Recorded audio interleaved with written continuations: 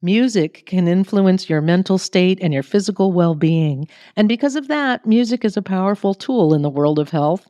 Today, we are diving into the transformative realm of music therapy. In this episode, we unravel the power of melodies, rhythms, and harmonies in enhancing our well being. Join us as we explore music therapy and its practical uses in healthcare with therapists Janelle Mitchell and Becca Kelly. This is Flourish, a podcast brought to you by Prisma Health. I'm Amanda Wild. Janelle, Becca, thank you so much for being here to talk about the relationship between music and health. And Janelle, I'm going to start with you and music therapy itself. How does that differ, music as therapy, from simply listening to music for pleasure? Music therapy is the therapeutic use of music to address non-music goals. We are therapists first, and we use music as the medium to address a variety of goals. Becca and I both work at Children's Hospital, so those goals could look like supporting procedures through pain management and distraction, promoting rehabilitative goals, normalizing the hospital experience, teaching coping skills using music, self-expression, and we do address neurodevelopment specifically in the NICU. A lot of times I'll hear someone say, oh, listening to music is my therapy, or talking to my friend is my therapy. And just knowing that unless it's facilitated by a credentialed therapist, counselor, psychologist, or music therapist, it's not technically considered music therapy. And just knowing that we have specific training and education to complete in order to hold the title. Can you talk a little more about that, Janelle, the training and education you need to be a music therapist? Yeah, so we have to have a degree, at least a bachelor's or master's equivalency from an approved program. We have to complete a 6-month internship, and we have to sit for a board certification exam to hold the credential MTBC. We have to be proficient in guitar, piano, voice, and percussive instruments, because we have a lot of adaptive instruments and equipment that we utilize here at the hospital. And we have a basis of training in psychology, behavior, how music and the brain works, how music can affect the brain, and then overall development. So you have to be a musician, a healthcare worker, and a psychologist. Well, I mean, we do counseling-based interventions, to help our patients process, especially if they're a new diagnosis, what they're going through. And so we have some of that foundational knowledge, yes. I think it's so interesting that you have to be proficient in several instruments, and then you have a specialty, right? You what is yours, Janelle? Well, I started on clarinet and I went to Florida State, and that's how I auditioned, just to be in the studio. But I only had to do that for 2 years because you have to be able to sing, because we do patient preferred music. So if a patient likes Taylor Swift or they like Rod Wave, I love rapping with patients too. So, oh, wow. Yeah, we have to really be able to learn it all. And guitar is such an easy instrument and versatile. So we can kind of, take that song and try to replicate it on guitar for patients. But we manipulate the music. But everything we do is live for the most part, live music that we use. That's pretty amazing. And Becca, you came in training on voice, right? I sure did. And honestly, I've got to give a shout out to Janelle on the rapping. That is not a skill a lot of music therapists have, but she is amazing at it. I mean, maybe lots of music therapists have it, but Janelle is extra awesome.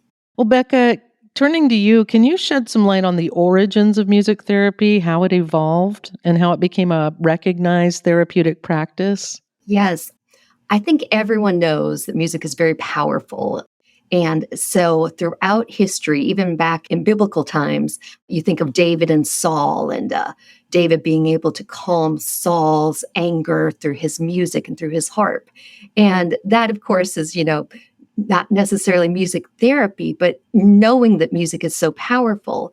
And so really how music therapy developed as a career is that, as a profession, is that after World War II, the soldiers came home, and a lot of them were experiencing what we now call PTSD. And they realized that music was helpful in their therapies with these soldiers. So music therapy was kind of born from that experience. But since the war, post-war, has grown so much. Now it's not just music with veterans. Of course, you've got music in all sorts of areas, in schools, in rehab units, in psych units, in, of course, Children's Hospital, our favorite, and nursing homes, hospice. And there's specific training now for NICU music therapists, hospice, and neurological music therapists, just to name a few. It's a language everyone speaks. It unites all of us. It really does. Janelle, before we get into how it actually works, do you run into any common misconceptions when you encounter people experiencing or starting to think about music therapy for the first time? We definitely do get a lot of different reactions, I'd say, especially if I go, because our children's hospital is connected to our main hospital. And so if I walk through with my guitar on my back, I do get sometimes comments. But a lot of people at Children's Hospital understand Becca's been here over 20 years, so they understand when they see us come and they know us. But yes, music can be used as a medium in multiple ways, which it can be confusing. We go to concerts, we hear it on the radio. There's music education in the schools and just how to learn how to read music. But we are not teachers. We're not entertainment. We're not performers, even though sometimes we do get called that because people just don't understand what we're doing. And then, they associate music with all these different mediums. And relating to other therapies, physical therapy, they address physical goals. Speech and language SLPs address speech and language goals. And music therapy, we don't address music goals. We address all of these different goals that I mentioned. Some of them I mentioned previously, but we do it through music, through a medium. And so that can look very differently depending on what we're working on. And so that, again, when someone sees us with a guitar, that's probably what they think of, but we're not. We do a lot of education here, especially with new staff. We have to do a lot of in-service and just kind of explain how we're different and why it's therapy and not all the other things you can think of when you hear music. Yeah, I like the way you put it. Your goals are not music goals, they're therapeutic goals using music. So, can you get a little deeper into kind of the roles and activities you engage in as therapists to assist individuals in their therapeutic journey? Yeah. So, first, when we meet a patient, we complete an assessment. That can be, we might be seeing them for a procedure. So, that's a quick assessment, or it might be someone we're seeing for multiple sessions. So, here at the hospital, you kind of have to be flexible and adapt a lot of times. So we address a lot of variety of goals. So there might be multiple goals on the plate we could address. And so we have to prioritize them. So for example, if a patient is experiencing pain, we may address that goal first because pain may impede engagement in other goals or therapies. So music can be a non-pharmacological intervention. We can decrease the amount of medication needed because maybe we can help in between those doses, different things like that. So a patient wouldn't need a bolus necessarily. And I mentioned we do patient preferred music and we do age appropriate interventions. So, we're going to respond better, by music we like and be more motivated. So back to pain management, we have different interventions and protocols we utilize. And one of them is ISO principle that a lot of music therapists use in different ways. But here at the hospital, if a patient during a procedure, or if a patient's experiencing pain, we match them with the music behaviorally. If they're hooked up to the monitor, which all our patients on the ICUs are, we try to match their heart rate with the intensity of the music. And then from there, since everything we do is live, we manipulate it to take the patient where we want them to go. So we might slow it down, we might make it not as loud and kind of slowly dissipate into nothing in order to increase relaxation, decrease agitation. So just taking stimuli at a higher level and then kind of slowly making it very minimal. And oftentimes with patients, they fall asleep. So you have a patient that's having pain and awake, but then we're able to get them to soundly fall asleep a lot of times. So we use that principle with a lot of different interventions to help, but that's specifically what we use for pain. But that's just naming one thing. I could go on a lot for what we could do and how, but we can use songwriting for self-expression. So we have patients, if they're a new cancer diagnosis, they're trying to process everything they're going through. We can do that through songwriting. We also have a music room here in our office. So the patient can actually come to the music room and record it. The music room acts kind of like a recording studio. We have a drum pad set, we have an electric guitar, we have pianos, we have the whole gamut and a whole system mix board for them to record that project. And then there's others too that I've listed. I don't know how many goals I can talk about, but those are some of the ones we can work on. I think Becca had said earlier that it was patient driven, and you've just described a bit about how music therapy is specifically tailored to aid patients as individuals in their own healing process. Janelle, what specific health benefits have you seen documented through the application of music therapy? In order to do music therapy in the NICU specifically, you have to be NICU certified, which I am, and that's a lot of where my passion is as well. I had a patient who was post-surgery and they were having a lot of pain. Mom was there, and during the music therapy session, afterwards, she commented on how much calmer her baby was post-surgery than she has been without music. So it was really touching to know that I had that impact. But then also just, I had a patient once who was having dressing changes every other day, or they were having them fairly frequently. And I provided support for one of the times they were having that dressing change. And I remember nurses saying, that is the best it's ever gone with the presence of music therapy, because that was the only difference. So just being able to see those little moments, just overall, we had a patient that was intubated and sedated on our ICU, and they were agitated, and they could tell based on their elevated heart rate. And when I went in there, the heart rate decreased. So we were able to see it. And then that's some of the things we chart and document on in our charting system. So being able to see that for other staff to know that, if this happens again, call us and we can be there for that as well. So, and that's an instance where you can really see the changes. Becca, from your experience, what do you see in terms of positive changes or benefits that patients experience through the music therapy sessions? So many, all the ones that Janelle mentioned. And then also, and I know Janelle and our whole music therapy team here has experienced this, when you go into a room and you're interacting with a child and, you're having a great session, and at the end, a parent says, that's the first time they've smiled all week. That's the first time they've smiled since they've been here. Just the good feelings you even give to the parents, that they know that their child's mood has been elevated, that they know their child is engaged. Other things I love about the music therapy and the healing and all those things with it is just when we have groups, music groups, a hospital can be very isolating to children. They are taken out of their school, their normal setting.